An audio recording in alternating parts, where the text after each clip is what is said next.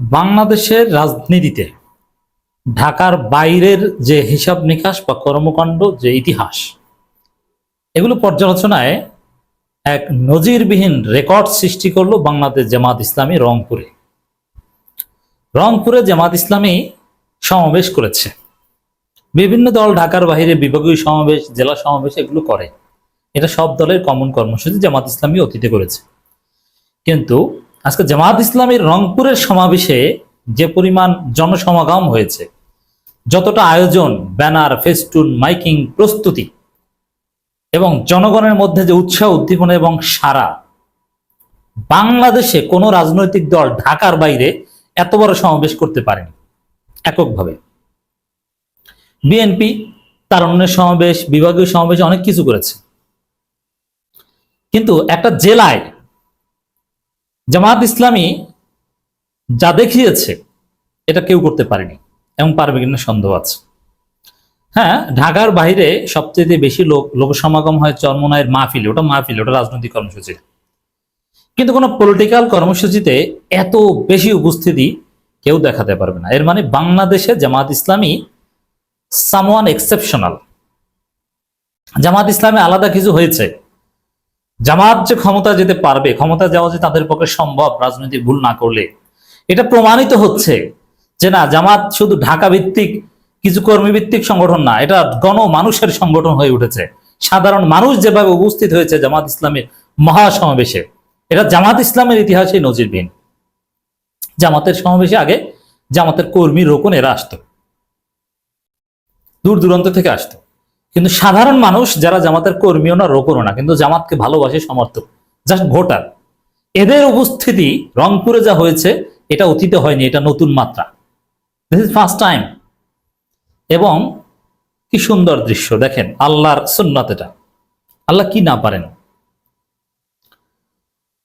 দর্শক, এটিএম আজহারুল ইসলামকে হাসিনা ফাঁসি দেয়, ফাঁসি দিয়েছে, নিশ্চিত যে এটিএম আজহারুল ইসলাম নাই, আমরা এভাবে হিসাব করেছিলাম। কিন্তু সেই এটিএম আজহারুল ইসলামকে আল্লাহ ফিরিয়ে দিয়েছেন তো দিয়েছেনই, কতটা সম্মানিত করেছেন। এটিএম আজহারুল ইসলামকে ঘিরেই রংপুরের সমাবেশ। তাকে দেখতে এসেছে জনগণ, তিনি বক্তব্য দিয়েছেন, মানুষ শুনছে তার বক্তব্য।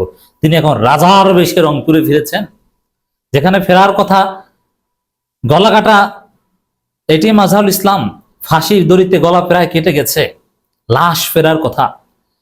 এটিএম আজহারুল ইসলামকে আল্লাহ পরিকল্পনা করেছেন রাজকীয়ভাবে ফেরাবেন, রাজকীয়ভাবে ফিরছেন, এবং সুষ্ঠু নির্বাচন হলে এটিএম আজহারুল ইসলাম নিশ্চিত এমপি, ইনশাল্লাহ, কেউ ঠেকাতে পারবে না। যে জনপ্রিয়তা, রংপুরে জামাত ইসলামের যে গ্রহণযোগ্যতা, বিশেষ করে এটিএম আজহারুল ইসলামের এলাকায় তার যে গ্রহণযোগ্যতা, অতীতেও যে ভোট পেয়েছিলেন, আর জামাতের সবচেয়ে সুসময়ে 83 বছর ইতিহাস সবচেয়ে ভালো সময়, জনপ্রিয় সময়ে এটিএম আজহারুল ইসলামের প্রতি, জামাত ইসলামের প্রতি মানুষের যে আকর্ষণ, এটিএম আজহারুল ইসলাম এমপি হবেন এটা নিশ্চিত। শুধু লোকসমাগম, প্রচার প্রচারণা, উপস্থিতি, এগুলোতেই একটা নতুন রেকর্ড সৃষ্টি হয়েছে। অন্য কোনো দল পারবে না, শুধু জামাত পেরেছে, শুধু এর বিষয়টা এরকম না। জামাত ইসলামের নেতৃবৃন্দ যে বক্তব্য দিয়েছেন, যে বার্তা দিয়েছেন, রাজনীতির গতি প্রকৃতি নির্ধারক। অনেক কিছু স্পষ্ট করে দিয়েছে জামাত। গণমাধ্যমে যথেষ্ট গুরুত্বের সাথে কাভারেজ পেয়েছে। ঢাকায় মহাসমাবেশের দিকে যেরকম জাতির দৃষ্টি থাকে, রংপুরের সমাবেশের দিকে জাতির দৃষ্টি ছিল। জামাতের জনসভায় ঢল নেমেছে রংপুর জেলা স্কুল মাঠে। কিসের জেলা স্কুল মাঠ, আশেপাশের কয়েক এলাকা ছাড়িয়ে গেছে। নারী, হাজার হাজার নারী সমাবেশে এসেছে। কালো পর্দা দিয়ে তাদের জন্য আলাদাভাবে বসার ব্যবস্থা ছিল। আশেপাশের বাড়ি ঘর, বিভিন্ন জায়গায় হাজারো নারীরা ছড়িয়ে ছিটিয়ে ছিল। কোন রাজনৈতিক সমাবেশে এতগুলো মাইক, এটা অতীতে হয়নি। শেখ হাসিনা, খালেদা জিয়াও প্রধানমন্ত্রী থাকা অবস্থায় এরকম ঢাকার বাইরে বিভিন্ন সমাবেশে যেতেন, কিন্তু জামাতের আজকের সমাবেশের মতো এত সমাবেশ কিন্তু হয়নি। এই সমাবেশটা যদি জামাতের না হয়ে কোনো বামপন্থীদের হতো, প্রথম আলো, ডেইলি স্টার ইতিহাসে কোডিফিকেশনের ব্যবস্থা করত, যে এত সমাবেশ হয়েছে, এটা অতীতেও করতে পারে, নানা হিসাব নিকাশ বের করে দেখাতো। অসাধারণ। দর্শক, জামাত ইসলামী যে এই মুহূর্তে 24-এর শহীদদের সবচেয়ে কাছের, এটা প্রমাণিত হয়েছে।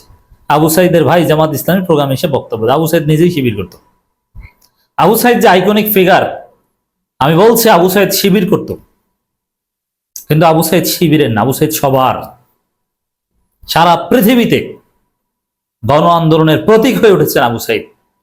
আরো যারা নিহত হয়েছে, শহীদ হয়েছে, জামাত ইসলামী সবার সাথে আছে এবং দীর্ঘমেয়াদে থাকবে। এমন কোন শহীদ পরিবার নেই দল মত ধর্ম বর্ণ নির্বিশেষে যাকে জামাত ইসলামী সহায়তা করেনি, যার খোঁজ জামাত ইসলামী নেয় না, নিয়মিত খোঁজ নেয়। আর কেউ কেউ লোক দেখানো, কিছু টাকা পয়সা দিয়ে চলে এসেছে। দর্শক, এটি মাজহারুল ইসলাম আবু সাইদের কবরের পাশে দাঁড়িয়ে বলেছেন, আবু সাইদের রক্তের সঙ্গে কেউ বেঈমানি করবেন না, বেঈমানি করতে দিবে না, জামাত ইসলামী মানবে না। আমিরে জামাতের বক্তব্য আঙ্গুল বাঁকা করা বক্তব্য, ঘাড় বাঁকা করা বক্তব্য। জামাত ইসলামী রাজনীতিতে খেলতে পারে যে আমরা এটা আদায় করে ছাড়বো, এটা আমরা মানি না, মানবো না, সাফ কথা।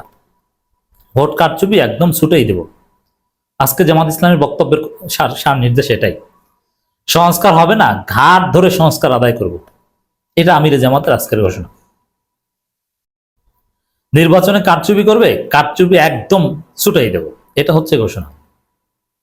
অতএব বেঈমানি করবেন না, ফাজলামি করবেন না, বার্তা, থ্রেট, জালেমদের জন্য থ্রেট। আমার ভাইয়ের হত্যার বিচার এখনো পাই নাই আবু সাইদের বড় ভাই রমজান আলী। আবু সাইদের পরিবার ইসলামপন্থী পরিবার, সবাই যায় আবু সাইদের কাছে, তার কবরের কাছে, কিন্তু আবু সাইদের পরিবার ইসলামপন্থী পরিবার। আবু সাইদের মূর্তি বানাতে চেয়েছিল কত যুগে, তার পরিবার রাজি হয়নি। ইসলামপন্থী আল্লামা সাইদের ভক্ত ছিল আবু সাইদ, এমনকি ছাত্র দলের যে ওয়াসিম, সেও আল্লামা সাইদের ভক্ত ছিল। এজন্য ওয়াসিমের জন্য বিএনপির যে দরদ, তার চেয়ে বেশি দরদ জামাত শিবিরের। মব জাস্টিস নিয়ে কথা বলেছেন, চমৎকার একটা কথা।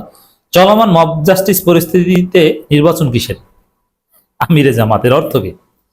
যে নির্বাচনের পরিবেশ নেই। যে আমি বলেছি না, অনেকে অবাক হয়েছেন, কিসের নির্বাচন ফেব্রুয়ারিতে? নির্বাচন হতে হলে অনেক কিছু দরকার, নির্বাচনের পরিবেশ নেই, হয়নি। মব জাস্টিস পরিস্থিতি কিসের নির্বাচন? আমিরে জামাত বলছেন। তাহলে বুঝুন যে বিএনপি স্বপ্ন দেখছে ফেব্রুয়ারিতে নির্বাচনে ডক্টর ইউনূস বিএনপিকে ক্ষমতায় বসিয়ে দেবে, জামাত তার একটা আঙ্গুল চুষে মানবে না, মানবে না, এটা হবে না, এত সোজা না। আমার মুক্তির প্রথম সোপান হচ্ছে আবু সাইদ, এটি মাজার। আসল জায়গায় অ্যাকনোলেজ করেছেন এটি মাজহারুল ইসলাম।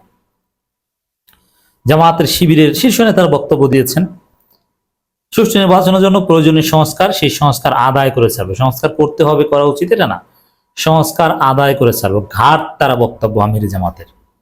জামাত রাজনৈতিক দল হয়ে উঠছে, চমক দেখাচ্ছে, জেগে উঠছে, জামাতের পক্ষে গণজোয়ার তৈরি হয়েছে।